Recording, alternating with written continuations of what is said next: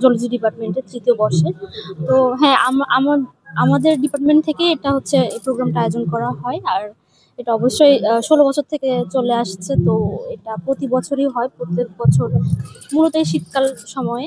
আর এটা মূলত প্রজাপতি নিয়ে হচ্ছে আপনার গণসচেতনতা বৃদ্ধি করা, কারণ প্রজাপতির যে অনেক ভ্যারিয়েশন আছে এটা দিন দিন আস্তে আস্তে কমতে থাকছে। তো সেটা যাতে রক্ষা করার জন্য সেটা নিয়ে একটা ছোটখাটো প্রোগ্রাম করা হয়, বাচ্চাদের নিয়ে প্রোগ্রাম করা হয়, যেখানে চিত্রাঙ্কন প্রতিযোগিতা, বিতর্ক প্রতিযোগিতা থেকে শুরু করে। আমার বাবার সাথে এখানে এসেছি, তারপরে আমি হচ্ছে অনেকগুলো প্রজাপতি দেখেছিলাম, তারপরে আমার গালের মধ্যে হচ্ছে একটা প্রজাপতি দেখেছি।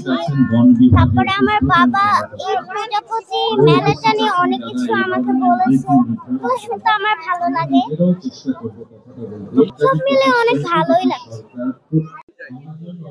হ্যাঁ, আমি প্রতি বছরই এই প্রজাপতি মেলাটায় আসি। আমার বাচ্চাকে সহ কোনো প্রোগ্রাম থাকলেও সেটা বাদ দিয়ে হলেও আসি। কেন আসি? কারণ প্রকৃতির সাথে বাচ্চাকে একটা সম্পর্ক গড়ে তোলার জন্য এবং চিনায় দেওয়ার জন্য।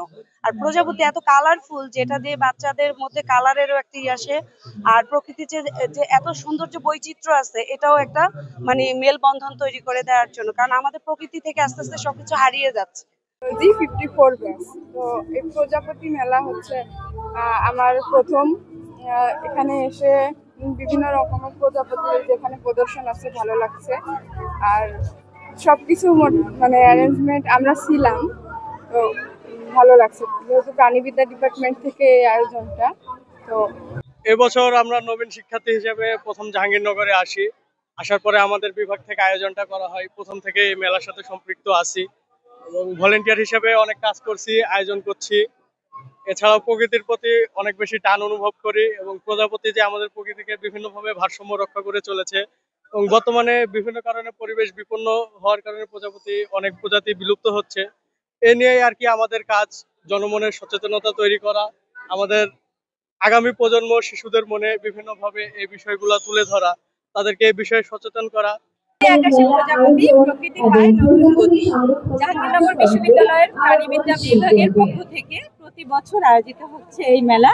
আমরা আসলে ইউনিভার্সিটির পুরনো স্টুডেন্ট, আমরা প্রতি বছরই মেলায় অ্যাটেন্ড করতাম। এবছর আমাদের বাবুকে নিয়ে আসছি এবং আমাদের সাথে সাথে আমাদের বাবু খুব এনজয় করছে, ওর সাথে সাথে আমরা খুব মজা পাচ্ছি।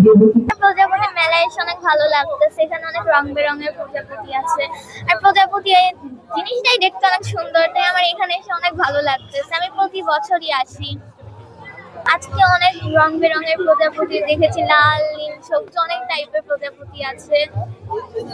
সে প্রজাপতি প্রকৃতি পায় নতুন গতি, এই প্রতিপাদ্যকে সামনে রেখে জাহাঙ্গীরনগর বিশ্ববিদ্যালয়ে ১৫তম বারের মতো অনুষ্ঠিত হচ্ছে ব্যতিক্রমধর্মী প্রজাপতি মেলা। তো এই মেলাটি কিন্তু একমাত্র জাহাঙ্গীরনগর বিশ্ববিদ্যালয়ে অনুষ্ঠিত হয়ে থাকে। আমরা দেখেছি এখানে মেলায় এসে যে প্রচুর সংখ্যক মানুষ মেলাতে ইতিমধ্যে চলে এসেছে এবং সবচেয়ে যেটা ভালো লেগেছে সেটা হলো যে আমাদের এই জহিরা নুরুদ্দিনের পাশেই যে কয়েকটি জীবন্ত প্রজাপতি সেখানে কিন্তু রয়েছে এবং বাচ্চারা সেখানে আসছে, সেগুলোর সাথে ছবি তুলছে। কারণ আমাদের দিন দিন এই প্রকৃতি থেকে কিন্তু প্রজাপতি একেবারে বিলীন হয়ে যাচ্ছে। তো আমরা দেখেছি যে বিভিন্ন জায়গায় উন্নয়নের ফলে, যে নগরায়নের ফলে প্রজাপতির বাসস্থান সেটা কমছে এবং প্রজাপতির সংখ্যাটা কিন্তু কমে যাচ্ছে। তো এটা আমাদের জন্য একটি সংখ্যার জায়গা। যদি প্রজাপতি আমাদের প্রকৃতি থেকে বিলীন হয়ে যায়, তাহলে আমরা সকলেই কিন্তু জীববৈচিত্র্যবাদী সকল ক্ষেত্রে একটা হুমকির মুখে পড়বো।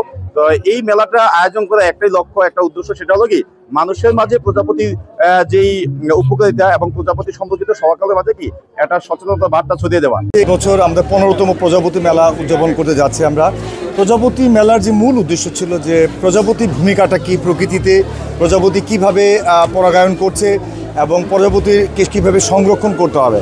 আজকের এই প্রজাপতি মেলায় আমরা সমস্ত মানুষকে আমরা দাওয়াত দিয়েছি, শিক্ষার্থী থেকে শুরু করে শিশু কিশোর সবাই, যে আপনারা আসুন, প্রজাপতির ভাবনায় প্রজাপতিকে চিনুন, প্রজাপতি সংরক্ষণ এগিয়ে আসুন। আর প্রজাপতি টিকে থাকলে আমাদের সবুজ বনাঞ্চল টিকে থাকবে। এই জাহাঙ্গীরনগর বিশ্ববিদ্যালয়ে একসময় ১১০টি প্রজাপতি পাওয়া যেত। উন্নয়ন শুধু জাহাঙ্গীরনগর না, সারা দেশেই হচ্ছে। উন্নয়ন হলে প্রকৃতির একটু ক্ষতি হবে।